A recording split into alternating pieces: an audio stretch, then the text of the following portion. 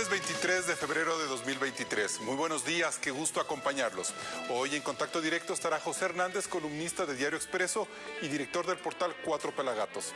Aunque pareciese que las aguas para el gobierno empiezan a calmarse, Hernández cree que sobre el Ejecutivo aún se posa la amenaza de un juicio político. Lo vamos a revisar. También estará Fernando Villavicencio, presidente de la Comisión de Fiscalización de la Asamblea y miembro del Frente Parlamentario Anticorrupción, para revisar los casos Sinohydro, donde la fiscal general ha solicitado a la Corte Nacional de Justicia disponer fecha y hora para formular cargos contra el ex vicepresidente y expresidente Lenín Moreno y otros vinculados más por el presunto delito de cohecho. Y el seguimiento policial denominado León de Troya, que luego fue archivado. Las conclusiones a las que llegó el Frente Parlamentario Anticorrupción, aquí empezamos. La actualidad, los protagonistas, el análisis y la información en Contacto Directo.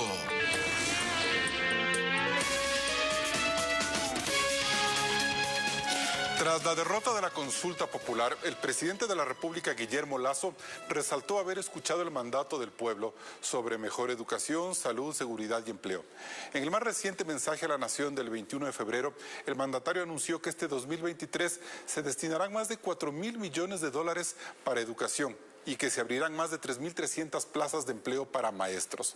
Además, el domingo 19 de febrero expidió el reglamento para la Ley de Educación Intercultural Bilingüe, con el que otorga una mayor autonomía a estas instituciones educativas. Todo esto mientras desde algunos sectores creen que al gobierno le falta oxígeno. Para hablar de este panorama hemos invitado a José Hernández, periodista y director del portal digital Cuatro Pelagatos y articulista de Diario Expreso. José, buenos días, bienvenido a Contacto Directo. Buenos días, Carlos. Buenos días también a toda la audiencia de Coavisa. Muchísimas gracias por la invitación. José, el presidente ha empezado a tomar acciones según lo que había anunciado. ¿Este es un paso positivo? ¿Cómo lo ve usted? Sí, hay pasos positivos. Cambió parte de su equipo, que es el más cercano, el ministro del Gobierno, que ha dado mensajes y ha generado una nueva actitud. También cambió al secretario de la Administración. Ahí falta ver cuáles son los cambios que va a haber a partir de esa secretaría sobre gestión pública, Carlos. Aparte de eso, pues el presidente ha dicho que ha escuchado y que está procesando. Vamos a ver cómo se traduce, en qué tipo de acciones se traduce haber escuchado al país. Pero ahora, desde la Revolución Ciudadana se ha pedido que el presidente adelante elecciones, o lo propio desde la CONAIE, pero la Izquierda Democrática y la disidencia de Pachacuti se han mostrado más cautos. El PSC, por su parte, en la voz de Esteban Torres, cree que el gobierno debe terminar su mandato. ¿Dónde usted cree que hay convergencia para una posible destitución del presidente? Bueno, se ve sobre todo, digamos, Carlos, que el recurso político para, de alguna manera, poner fin al régimen del presidente Lasso, el recurso político sí es deficiente. Y cuando hablo de recurso político estoy hablando no solamente de los votos en la Asamblea, sino las causales para un juicio político. Pero queda la calle. Y entonces ahí nos tocará ver qué va a decir Leonidas Issa, qué va a decir la CONAIE. Hemos visto ya que hay la FEINI y otras organizaciones como el FUTA han anunciado que va a haber manifestaciones callejeras. Vamos a ver si todo eso confluye y me parece que el punto crucial sobre el cual se va a definir el destino del presidente Lasso y su gobierno va a estar más en la calle que en la Asamblea Nacional. ¿Eso quiere decir, José, que el Ejecutivo ya ha empezado a realizar acercamientos con la Asamblea en la persona de Henry Cucalón como ministro de Gobierno?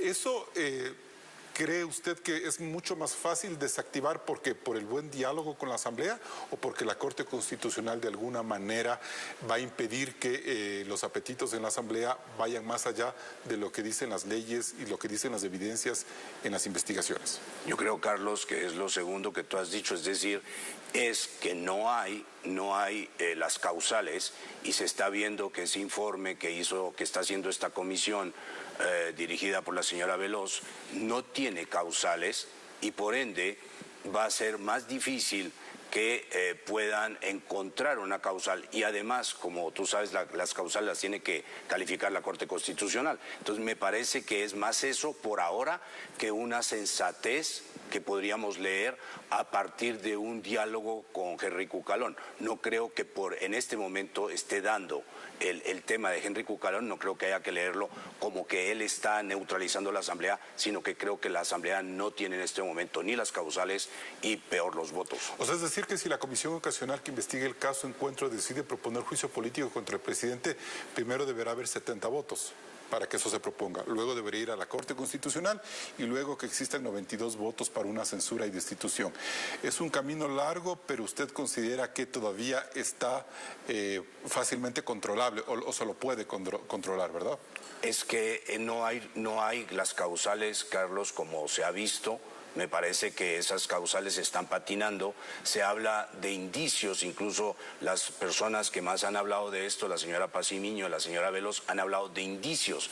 Y se ve que todo el tema que están trabajando, incluso sobre el tema del narcotráfico, no han encontrado el vínculo para ligar al presidente de la República en esos temas. Entonces me parece que es esa dificultad la que hace que presuntamente en este momento la Corte Constitucional no encontraría las causales porque me parece que no hay las pruebas necesarias para aquello. Ahora, pero entonces de todas formas no puede confiarse el gobierno con la Asamblea, más allá de que sea muy complicado, muy jalado de los pelos, tratar de traer argumentaciones que usted considera que no existen. Me parece que eso es un tema y el otro tema me parece, Carlos, que es el tema de cuánto y cómo logran los movimientos sociales, en particular la CONAIE, generar algún tipo de conmoción social. Porque claro, todas estas conmociones sociales que han sido tan indicadas y tan subrayadas por el expresidente Correa, incluso en la época de Lenín Moreno, pues han sido fabricadas. Entonces, habrá que ver si esa conmoción, primero si los indígenas llegan y si llegaran a entrar a Quito, Carlos, me parece que ahí hay un problema porque no hay ya el recurso político para poder poner fin, digamos, a una posible nueva venida de los indígenas a Quito. ¿Cuál era ese recurso político, José, al que usted ahora apela que existía antes y que hoy no existe? El recurso político antes era que había reivindicaciones, estaban formuladas, esas reivindicaciones hacían parte de un pliego, ese pliego fue sometido al gobierno y se negoció alrededor de ese pliego que después se amplió y había un mediador. Pero si esta vez los indígenas llegan a Quito diciendo que no les han cumplido nada, cosa que no es cierto, y que no le creen al presidente, y además agregan que hace parte o es el presunto dirigente de una organización narcopolítica, pues entonces la pregunta es ¿qué tipo de política hay allí? No hay recurso político y solo quedaría el recurso de la fuerza de parte de ellos y de parte del Estado. Tal y como van las cosas, José, una movilización de ese tipo sin recurso político, es decir, sin relato, sin argumento de parte de la CONAIE, ¿se puede sostener 18 días como en el mes de junio? ¿Puede cautizar al país como ocurrió en el mes de junio? ¿O se desbarata fácilmente, quizás, no sé, digo yo, por el resultado de grupos sociales, empresariales, productivos, cívicos que van a decirle, no señoriza, ya no más? ¿Qué puede ocurrir ahí? Me parece que el problema es que ese sustrato, ya sea crítico, de resistencia o democrático, no lo veo que aparezca tan fácilmente, Carlos. Debería ya haber aparecido, porque es lo obvio que ya tenía que haber aparecido en el sentido de decir, vamos a entendernos, el país no está en este momento para volver a las calles, no está para eso, no está para volver a perder 1.200 millones de dólares. Recordemos que en junio del 2022 se perdieron 1.200 millones de dólares, 400 que perdió el Estado y 800 que perdieron los privados. Entonces no es chiste venir a caotizar a Quito, etcétera. Ahora, me parece, Carlos, que hay ese sustrato, no lo veo en este momento, que tendría que ser el sustrato político que ponga sensatez, que ponga racionalidad. Me parece que están haciendo todo lo contrario en esta comisión en la Asamblea. Ya, bien, o sea, tendríamos en la Asamblea un frente todavía medio irracional que usted plantea. Una Asamblea de la CONAIE que posiblemente diga, no, nos vamos a movilizar sin entender muy bien los porqués, y un gobierno débil que vaya a tratar de poner un discurso de racionalidad. Con ese cóctel, ¿usted cree que es fácil sortear este bache o en medio de tanta irracionalidad el gobierno se puede caer? O sea, ese es un peligro y yo creo que eso es a lo cual están apostando las fuerzas políticas. Porque si vemos la actitud del expresidente Correa desde el gobierno del expresidente Moreno y 3 intentonas que ha habido ya con el gobierno del presidente Lasso, lo que uno puede concluir es que no hay racionalidad y que finalmente están apostando a tumbar al gobierno por múltiples motivos y múltiples factores que les beneficia en sus intereses, en sus momentos políticos, en sus perspectivas, en sus programas, pero que no le favorecen al país. ¿Y qué tendría que hacer el gobierno en ese momento? ¿Cómo tendría el gobierno que enfrentar ese margen, esas intentonas que usted considera que son ya un eslabón más en esta cadena de acechanzas? O sea, si el gobierno no tiene, y me parece, Carlos, que dejar a que la fuerza sea la que defina esto, porque entiendo que no hay recurso político, es decir, ese sustrato político, ya hemos hablado de eso, no aparece. Si el gobierno tuviera que enfrentar esto solo por la fuerza y no hay elementos de racionalidad en el país que durante estos días ayuden a desmontar eso, me parece que el gobierno tendría que ir a la muerte. ¿El gobierno tiene que llevar adelante ese factor de racionalidad o son otros sectores los que tienen que converger para, no sé, ayudar al gobierno o para blindar al gobierno o evitar que el gobierno sea el que asuma todo este desgaste? Me parece, Carlos, que no es salvar un gobierno. Me parece que es, primero, la legalidad, la institucionalidad. Me parece que los gobiernos tienen que cumplir los plazos, los países tienen que acostumbrarse a eso. No podemos, y como país, dejar que algunas fuerzas políticas definan cuáles son los plazos de un gobierno. Hay plazos establecidos en la Constitución. Y por último, Carlos, me parece que si el gobierno no pudiera o hubiera solo este factor de fuerza que queda presente y que no se desactiva esta bomba de tiempo que está caminando, me parece que el presidente tendría que decretar la muerte cruzada. ¿Y esa muerte cruzada para qué? ¿Para entregarle a Correa el poder en 6 meses, José? Para entregarle a los electores el destino del país y tener un poco más de tiempo para explicar al país.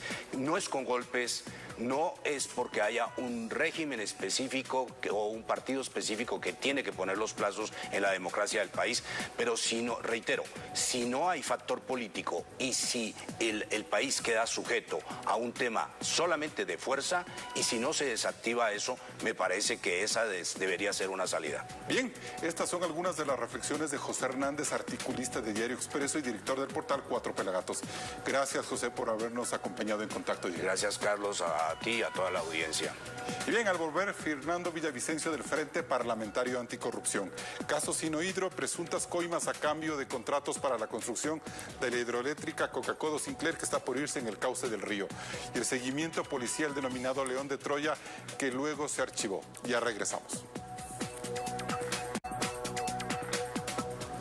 Y el fin de las horas difíciles por las que atraviesa el gobierno de Guillermo Lasso en materia política solo podrían terminar el momento en que se logre despejar el alcance y la verdadera dimensión de las denuncias presentadas en su contra en los casos Encuentro y León de Troya, por los cuales en la Asamblea Nacional se estaría cocinando un posible juicio político. Para hablar de este tema y también de la situación jurídica del expresidente y ex vicepresidente de la República, Lenín Moreno, se encuentra en nuestros estudios el asambleísta Fernando Villavicencio, presidente de la Comisión de Fiscalización y miembro del Frente Parlamentario Anticorrupción. Asambleísta, buenos días, bienvenido a Contacto Directo. Hola, Carlos, buen día, qué gusto. Bien, vamos al grano. ¿Cuál es la gran conclusión a la que llega la Fiscalía? Que el entonces vicepresidente Lenín Moreno recibió comisiones por $76 millones de la constructora china Sinohydro para hacerse del contrato del proyecto Coca-Cola Sinclair. Es decir, que sin esas coimas el gobierno de Correa no hubiera podido concretar la obra. Una gran deuda de la justicia, del poder con la sociedad en la lucha contra la corrupción, en contra de la impunidad. Un importante paso de la fiscal general Diana Salazar, aunque no todos los pasos innecesarios. Lo primero que tiene que saber el país y recordarlo es que este es un caso que una vez más nació de la investigación, del periodismo de investigación, un trabajo conjunto con Cristian Zurita, 2 publicaciones, una en noviembre de 2018 y otra en febrero de 2019. Esta investigación periodística que se convirtió en indagación previa y que ahora apunta a acusar en la justicia a Lenín Moreno y a otros implicados. Se condujo bajo esta dirección de que se reprodujo en el gobierno de Correa una línea de conducta general, que es la búsqueda y el pago de sobornos para adquirir contratos de esta magnitud. Estamos hablando, Carlos, de la mayor obra de infraestructura de este país. En grave riesgo de que se vaya en el río también. Sinclair. Y aquí está el primer elemento. Lenín Moreno, de forma directa, participó en diálogos con el entonces embajador de China, Cai Rung-kuo, quien luego fue gerente de Sinohydro Corporation, para la negociación tanto del contrato de construcción de la obra con Sinohydro, cuanto en la negociación del crédito del Exim Bank de China por 1.700 millones de dólares. Lenín Moreno no tenía nada que hacer ahí. Él era el vicepresidente de Rafael Correa. ¿Por qué lo mandan con el embajador, con la embajada china, con estos empresarios? ¿Cuál es el objetivo? Le pide el gobierno de Rafael Correa. Sí, de acuerdo, pero ¿cuál sería el objetivo? ¿Que haga sus buenos oficios? El objetivo era destrabar un proceso que no se ponían de acuerdo para concretar el crédito, los términos financieros, y en ese contexto es que entra Lenín Moreno y participa su amigo muy cercano, Conto Patiño Martínez, dueño de la empresa Recorsa de Panamá, su hija María Auxiliadora Patiño Ordoiza y su yerno Javier Macías Carmignani. Esto es muy importante. La Comisión de Fiscalización completó el trabajo realizado por el periodismo, y aquí hay una declaración supremamente importante del exgerente de Coca-Cola Sinclair, Ítalo Centanaro. Él le confirmó a la Comisión de Fiscalización que por orden y autorización del gerente de Sinohydro, él negoció con Conto Patiño, con su yerno y con la hija de Conto Patiño, y que recibió el 1% del monto total de la obra. Eso quiere decir entonces, Fernando, que prácticamente se confirma que había una red de corrupción en el gobierno, independientemente de que Moreno haya dicho que son 640 obras las que él como presidente ha señalado con irregularidades en las que cometió el correísmo. Claro, primero reconocer que este es un caso de corrupción y de sobornos del gobierno de Correa.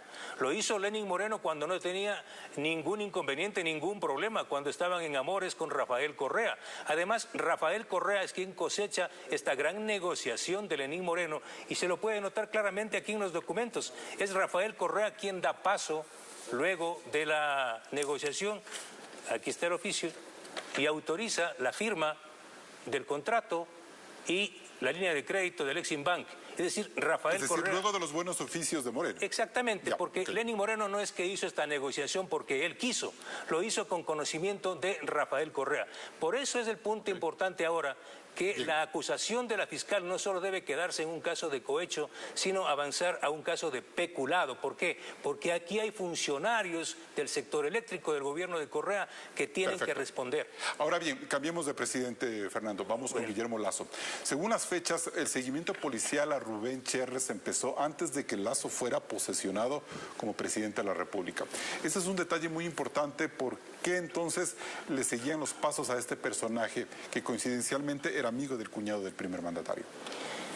El caso León de Troya empieza a investigarse en mayo del 2021, semanas antes de la posesión del presidente Guillermo Lasso, por una operación realizada por la policía ecuatoriana conjuntamente con la policía británica y luego con Europol y también luego con la DEA.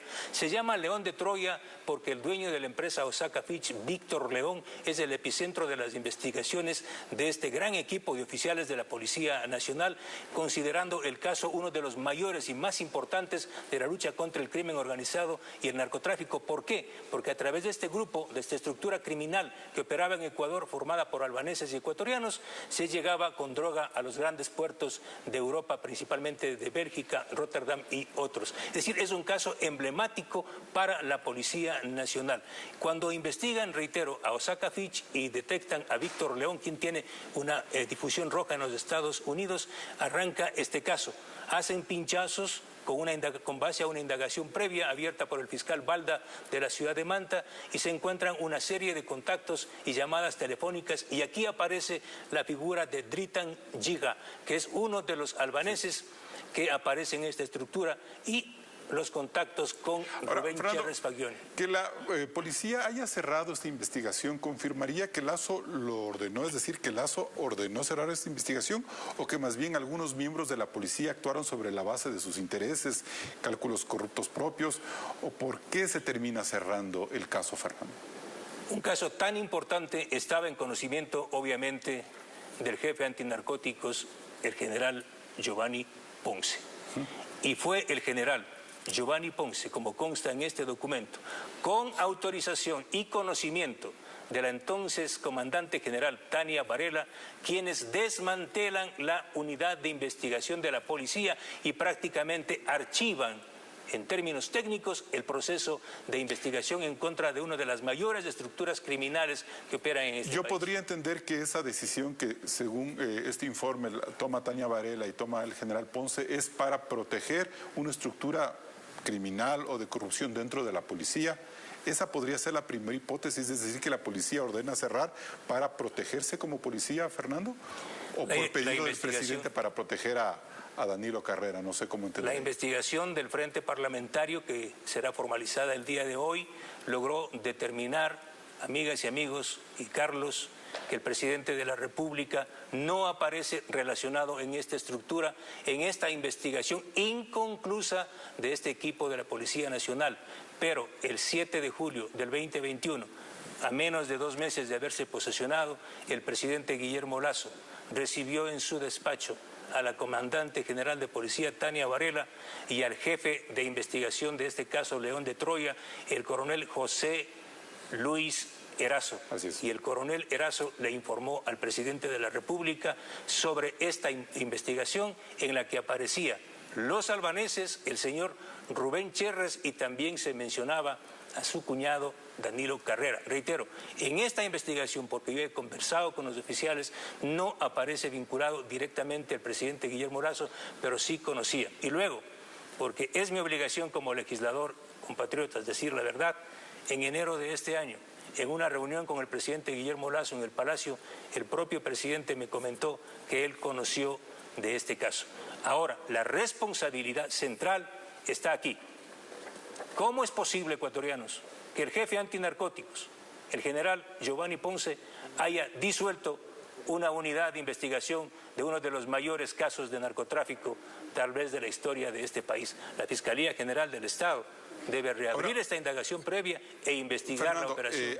El hecho de que el presidente, por ejemplo, se haya negado 2 veces en ascender al general Arauz es una prueba de que él no recibía presiones de Cherres ni del cuñado Danilo Carrera, y que por eso pues le restó importancia a este informe, o protegió deliberadamente a Cherres y a su cuñado Danilo Carrera al escuchar a Tania Varela y al general Erazo sobre este caso y su posterior cierre.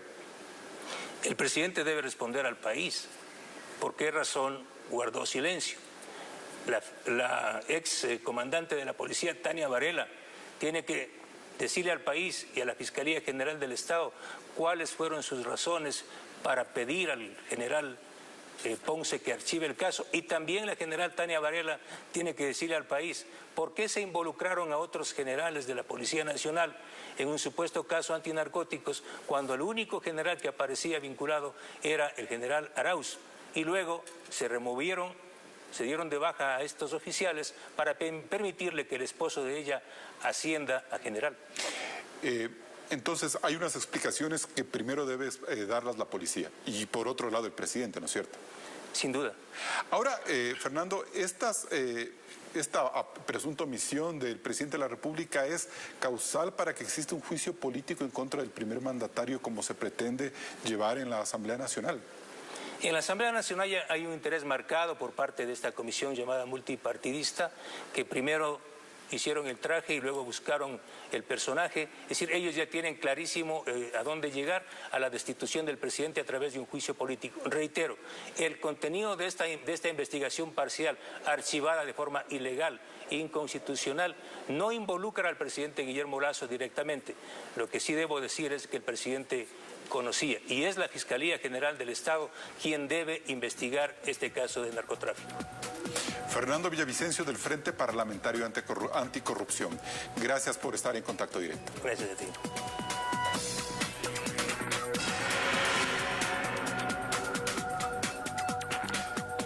Gracias por habernos acompañado y el día de mañana continuaremos con más entrevistas sobre los temas de actualidad y que más le interesan a la ciudadanía. Sigan ustedes con todos los noticieros de la comunidad, con Televistazo y también en ecuavisa.com. Buenos días.